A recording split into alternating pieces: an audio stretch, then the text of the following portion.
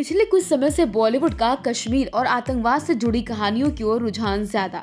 ऐसे में जब निर्देशक आदित्य सुहास जामले आर्टिकल 370 जैसे देश और कश्मीर से जुड़े ऐतिहासिक फैसले पर फिल्म लेकर आते हैं तो लोगों का सवाल खड़ा है, क्या ये सत्य घटनाओं पर आधारित है? बता दें 370 को लेकर भी ऐसे लोगों के मन में सवाल है। कहना पड़ेगा निर्माता और निर्देशक आदित्य इस ऐतिहासिक फैसले में क्या, कैसे और क्यों हुआ जैसे मुद्दों को तथ्यों के साथ थ्रिलर अंदाज में परोसते हैं। हालांकि वे इनमें सिनेमाई लिबर्टी लेने से पीछे नहीं रहते, मगर इस पूरे घटनाक्रम में कलाकारों का दमदार परफॉर्मेंस से दर्शनीय बना रहा है। असल में फिल्म की कहानी आर्टिकल 370 को निरस्त करने की स्ट्रेटेजी के इर्द गिर्द घूमती, जिसका आरंभ होता है इंटेलिजेंट ऑफिसर जूनी अक्सर यानी कि यामी गौतम के खुफिया मिशन से। जूनी अपने सीनियर खावर अर्जुन राज का परमिशन के बगैर कमांडर बुरहान वानी का एनकाउंटर कर देती है। उसके बाद कश्मीर में हिंसा और अस्थिरता फैल जाती। इस बवाल का ठीकरा जूनी के सर पर फोड़ा जाता। इसे कश्मीर और उसकी स्पेशल इंटेलिजेंस की ड्यूटी से हटाकर दिल्ली में ट्रांसफर कर दिया जाता है। राष्ट्रीय राजधानी दिल्ली में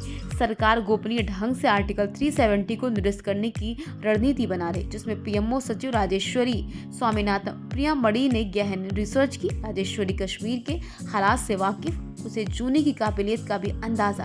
ऐसे में वो जूनी को अपनी स्पेशल टीम गठित कर कश्मीर में एनआईए के तहत स्पेशल ऑपरेशन की नियुक्ति करती है। एक और दिल्ली में आर्टिकल 370 को निरस्त करने की पॉलिटिकल तैयारी और दूसरी तरफ कश्मीर में भ्रष्ट नेता और अलगाववादियों का सामना कर घाटी में अमन कायम रखने की मुहिम कर कहानी आगे बढ़ती। फिल्म का क्लाइमैक्स अनुच्छेद 370 को शांतिपूर्ण ढंग से निरस्त करने की नोट पर खत्म होता है। निर्देशक आदित्य सुहास जामले पहले सीन से ही फिल्म का मिजाज सेट कर देते हैं। थ्रिलर अंदाज में बुना गया बुरहान का एनकाउंटर सीन दर्शकों में उत्सुकता पैदा करता कि आगे क्या होगा।